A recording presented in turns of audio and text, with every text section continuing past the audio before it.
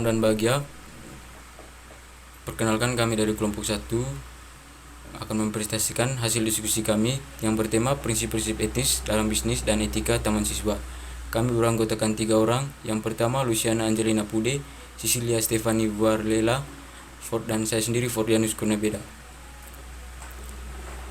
Yang pertama, pengertian utilitarianisme merupakan semua pandangan yang menyatakan bahwa tindakan dan kebijakan perlu dievaluasi berdasarkan keuntungan dan biaya yang dibebankan pada masyarakat. Yang kedua, utilitarianisme tradisional. Suatu tindakan dianggap benar dari sudut pandang etis jika dan hanya jika jumlah total utilitas yang dihasilkan dari tindakan tersebut lebih besar dari jumlah utilitas sosial yang dihasilkan oleh tindakan lain yang dapat dilakukan.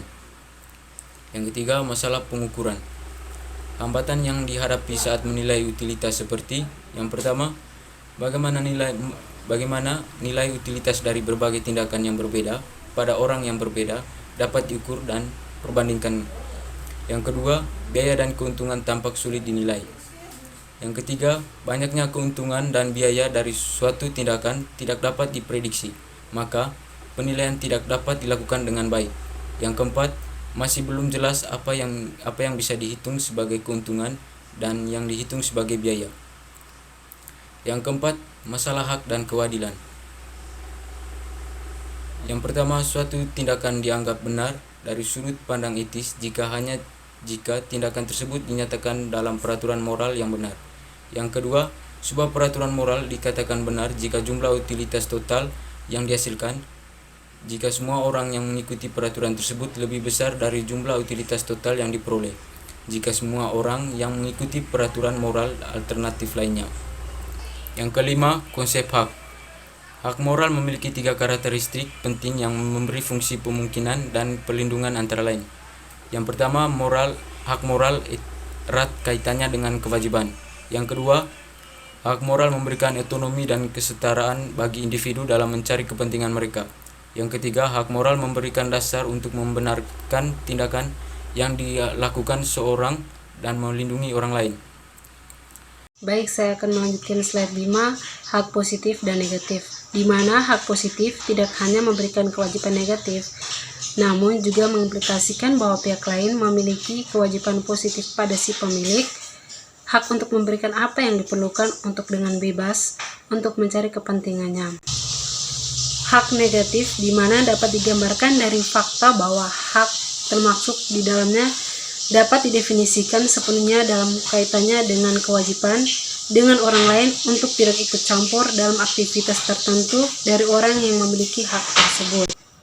Selanjutnya, hak dan kewajiban kontraktual adalah hak dan kewajiban yang terbatas dan kewajiban korelatif yang muncul seorang membuat perjanjian dengan orang lain. Ada 4 batasan moral, yaitu yang pertama, pada kedua belah pihak harus memahami sepenuhnya sifat perjanjian yang mereka lakukan. Yang kedua, belah pihak dilarang mengubah fakta perjanjian kontraktual dengan sengaja. Yang ketiga, kedua belah pihak dalam kontrak tidak boleh mendatangani perjanjian karena paksaan atau ancaman. Keempat, perjanjian kontrak tidak boleh mewajibkan kedua belah pihak untuk melakukan tindakan yang amoral.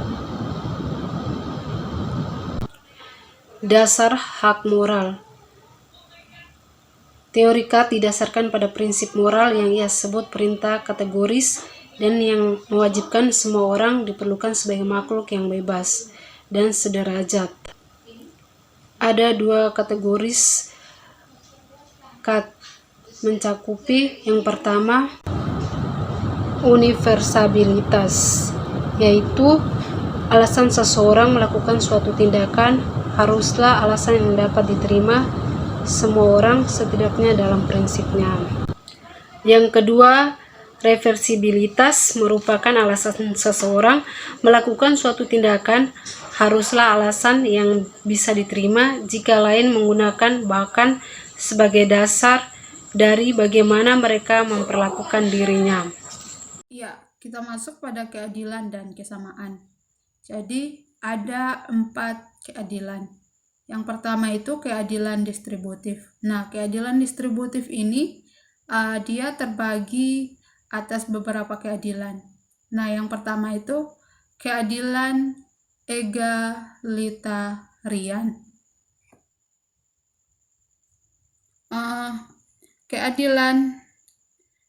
Keadilan egalitarian ini semua orang yang harus memperoleh bagian keuntungan dalam beban masyarakat atau kelompok individu dalam jumlah yang sama.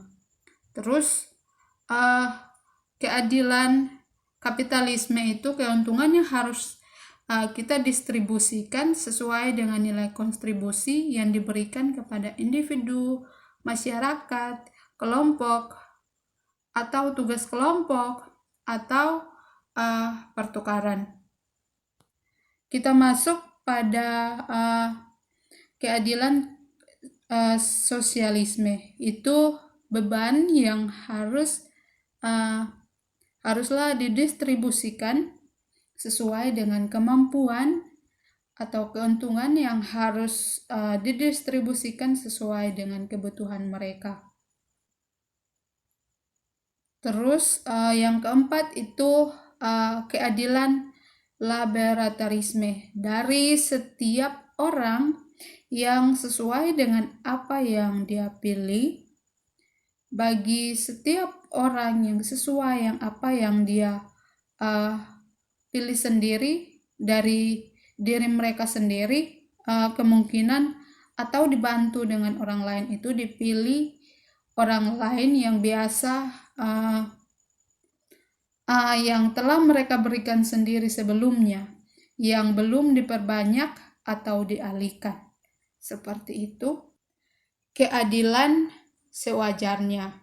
Menurut Rothwell, keadilan yang pertama itu seseorang memiliki hak yang sama atas kebebasan yang paling eksekutif, dalam halnya itu mirip dengan kebebasan untuk semua orang.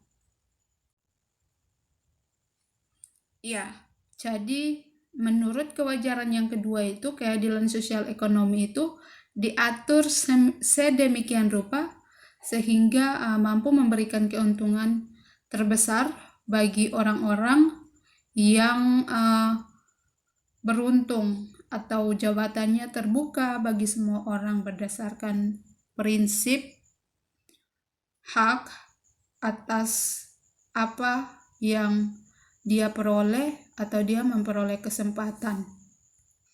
Terus kita masuk juga pada keadilan retributif dan keadilan kompensatif. Terus kita masuk lagi pada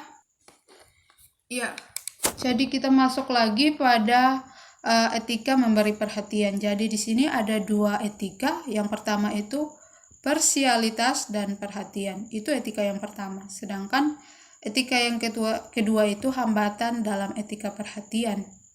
Nah, di dalam etika hambatan perhatian atau hambatan dalam etika perhatian ini dia terbagi lagi dalam beberapa etika. Jadi yang pertama itu etika parsialitas atau perhatian.